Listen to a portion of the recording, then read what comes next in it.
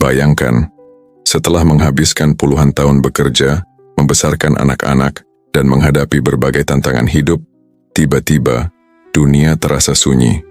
Tidak ada lagi suara anak-anak berlarian di rumah.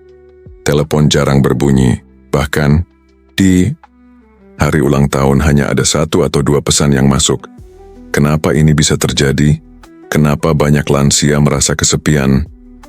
Kesepian di usia tua bukan sekadar perasaan, tapi sebuah krisis emosional yang bisa berdampak serius pada kesehatan mental dan fisik. Faktanya, penelitian menunjukkan bahwa kesepian bisa meningkatkan risiko penyakit jantung, depresi, bahkan memperpendek usia seseorang. Tapi apakah ini sesuatu yang tak terhindarkan?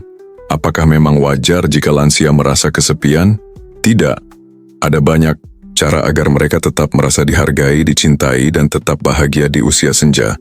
Dan dalam video ini, kita akan membahas kenapa banyak lansia merasa kesepian, dampaknya bagi kesehatan, dan bagaimana cara kita, baik lansia sendiri maupun keluarga, mengatasi masalah ini.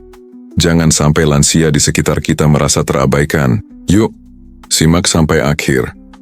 Sebagian besar lansia mengalami perubahan drastis dalam hidup mereka yang membuat mereka rentan terhadap kesepian. Apa saja penyebabnya? Pertama, anak-anak yang sibuk dan jauh dari orang tua. Banyak lansia yang dulunya hidup dikelilingi keluarga, tapi saat anak-anak beranjak dewasa dan sibuk dengan pekerjaan atau keluarga mereka sendiri, lansia sering merasa ditinggalkan. Mereka tak ingin merepotkan, tapi dalam hati mereka berharap ada seseorang yang mengajak mereka berbicara. Kedua, kehilangan pasangan atau sahabat. Semakin bertambah usia, semakin banyak orang di sekitar yang pergi. Kehilangan pasangan, sahabat, atau kerabat dekat bisa menjadi pukulan berat yang membuat seseorang merasa benar-benar sendiri. Ketiga, kesehatan yang menurun dan mobilitas terbatas. Banyak lansia yang tidak bisa bepergian dengan mudah karena faktor kesehatan. Dulu bisa pergi kemana-mana, sekarang harus bergantung pada orang lain. Ini membuat mereka semakin terisolasi dari lingkungan sosial. Keempat, merasa tidak lagi diperlukan di masa muda.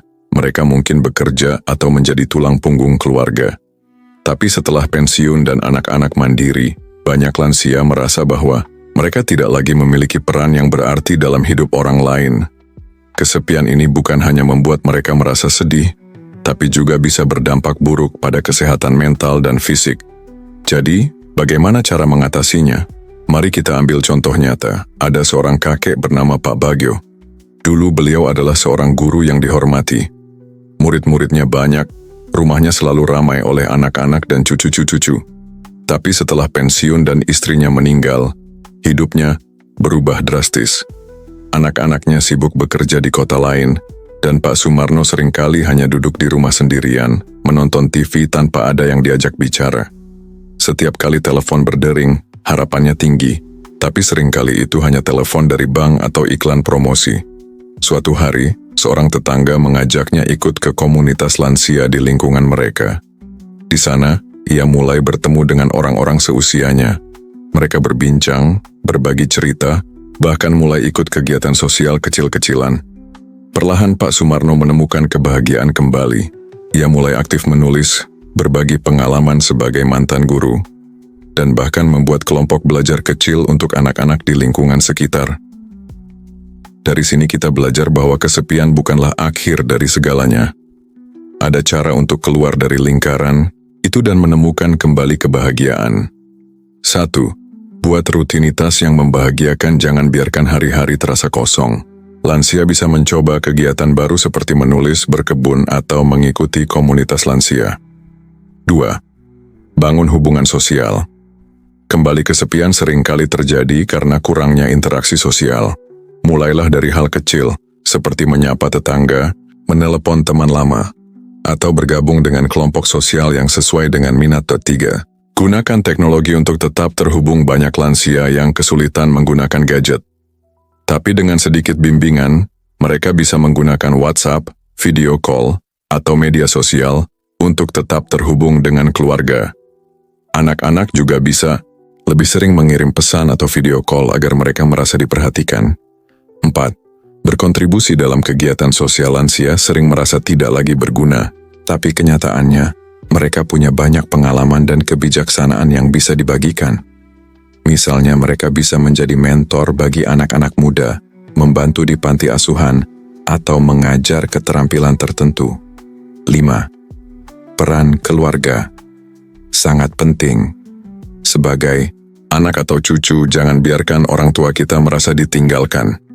Luangkan waktu untuk menelepon, berkunjung, atau sekadar mengajak mereka berbicara.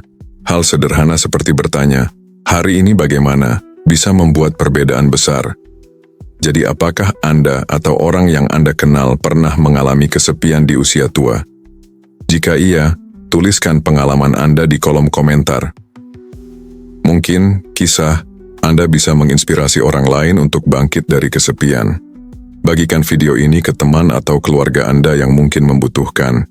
Bisa jadi satu share kecil dari Anda dapat mengubah hidup seseorang. Subscribe untuk lebih banyak konten inspiratif yang bisa membantu kita semua menjalani hidup lebih bahagia dan bermakna. Karena setiap orang berhak merasa dicintai, dihargai, dan tidak sendirian. Mari kita bangun generasi yang lebih peduli terhadap lansia di sekitar kita.